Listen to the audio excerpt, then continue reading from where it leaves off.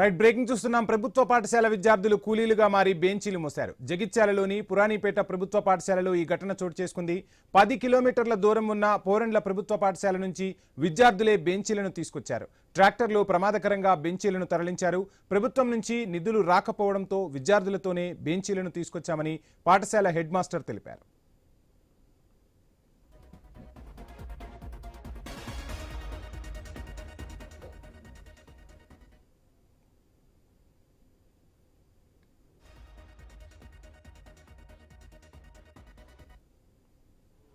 Damage ఉంటే minor repairs ఉన్నాయి తెచ్చుకొని పిల్లల కంఫర్టబుల్ తోటి సప్లై చేస్తామంటే దాకా ట్రాక్టర్ వచ్చిండు. అక్కడ వాళ్ళ పిల్లలతో ఇప్పిస్తున్నాం. ఇక్కడ మనం పట్టుకునడానికి ఉంచినాం అటెండరు పిల్లలు బెంచీలు మోపించడానికి వాళ్ళ కంఫర్టబుల్ కొరకే కాదు సార్. మేమన్నా వేరేటోళ్ళ కొరక. ఇప్పుడు మన దగ్గర సప్లై స్కూల్ నుంచి వెళ్ళి ఎక్సెస్ ఉంటే డ్యామేజ్ ఉంటే మైనర్ రిపేర్స్ ఉన్నాయి తెచ్చుకొని పిల్లల కంఫర్టబుల్ తోటి సప్లై చేస్తామంటే దాకా ట్రాక్టర్ వచ్చిండు. అక్కడ వాళ్ళ పిల్లలతో ఇదే అంశానికి సంబంధించి ఫుల్ డీటెయిల్స్ మా ప్రతినిధి ప్రశాంత్ అందిస్తారు. ప్రశాంత్, చూస్తూ ఉన్నాం విజువల్స్లో కూడా క్లియర్ కట్గా కనపడుతోంది. ప్రమాదకరంగా విద్యార్థులు ట్రాక్టర్పై కూర్చున్న దృశ్యాలు కూడా కనిపిస్తున్నాయి. సో మొత్తంగా అధికారులు ఏం చెప్తున్నారు, డీటెయిల్స్ ఏంటి? ఇది జగిత్యాల జిల్లాకు సంబంధించి ప్రభుత్వ పాఠశాలలో విద్యార్థులంతా కూలీగా మారిన మనం ఆ దృశ్యాలు చూస్తా ఉన్నాం. మొత్తానికి వారికి ఏదైతే వసతులు సరిగ్గా లేవు, వసతులకు సంబంధించి వసతుల లేమితో కొట్టుమిటాడుతున్న పరిస్థితి.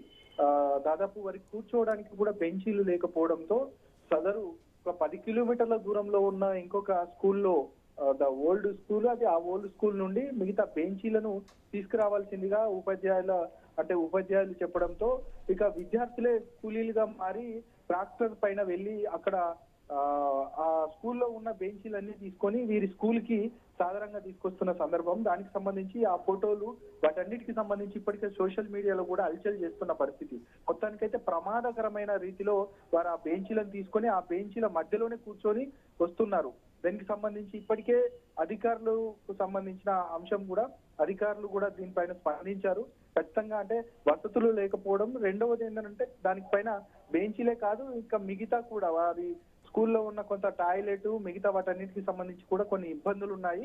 ఆ ఇబ్బందులను మేము ఖచ్చితంగా దాన్ని సార్ట్అవుట్ చేస్తామనేది కూడా అధికారులు చెప్పిన సందర్భం. మొత్తానికైతే ఇక్కడ ఉన్న ఉపాధ్యాయుల పైన కూడా సీరియస్ అయ్యారు అధికారులు, అదేవిధంగా అక్కడ ఉన్న ఎంవిఓ కూడా.